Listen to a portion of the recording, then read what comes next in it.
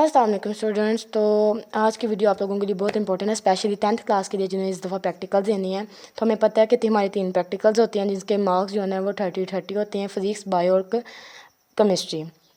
तो आपने ये वीडियो गलती से भी मिस नहीं करनी है, ना ही इग्नोर करनी है, क्योंकि ये आपके 30 मार्क्स पर मबनी हो सकती है। सबसे पहले तो मैं आपको बताती हूँ कि इस बुक के कितने मार्क्स होते हैं। इसके मार्क्स सिर्फ 2 होते हैं।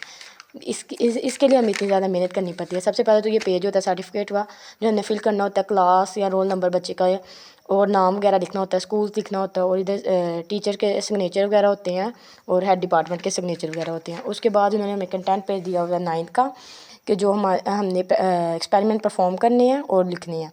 सबसे पहले measurement, kinematics, dynamics, turning factor 4 जो है वो 9th के चैप्टर्स हैं, उसकी हमने क्या करनी है, एक्सपेरिमेंट करने हैं और उसके बाद प्रैक्टिकल में हमने जाके इसका लिखना भी है। एक्सपेरिमेंट नंबर 1 है, जैसे कि measuring the area of cross section of a solid cylinder by measuring its diameter with vernier caliper. तो इसका सबसे पहले उन्होंने हमें बैकग्राउंड इंफॉर्मेशन दी है, उसके बाद मटीरियल रिक्वायर्ड दी है, और उसके बाद उन्होंने प्रोसीजर बताया हमें कि हमने किस तरह ये परफॉर्म करना है।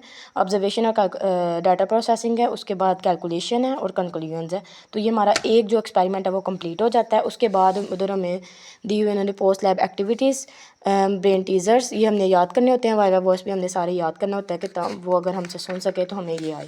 इसी तरह ये 9th के इतने भी एक्सपेरिमेंट है वो सारे हमने परफॉर्म करने होते हैं, लिखने होते हैं, इसका सारा याद वगैरह भी करना होता है। और 10th के भी इसी तरह।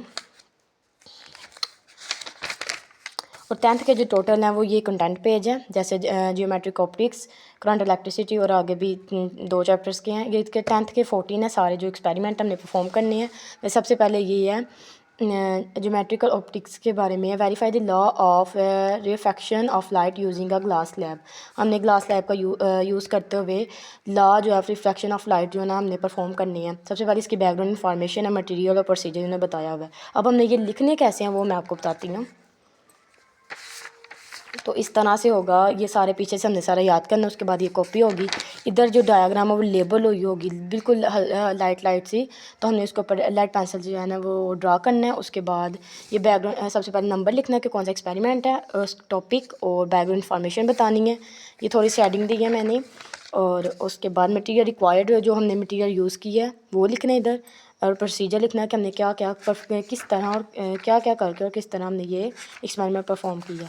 तो उसी तरह अगर आपके पास ये ऑब्जर्वेशन और डाटा प्रोसेसिंग का टेबल लिखने की जगह नहीं है तो आप ये डायग्राम के नीचे भी लिख सकते हैं। इसी तरह हमने आगे से सारे करने हैं, 9th के भी और 10th के भी। ये 1 ईयर स्केल वाले एक ही टॉपिक था तो कर लिया हुआ बच्चे ने। अगर लीस्ट काउंट या ऑब्जर्वेशन और इसी तरह दूसरा क्या नाम है एक्सपेरिमेंट शुरू हो जाता है। इसी तरह हमने सारी बुक करनी।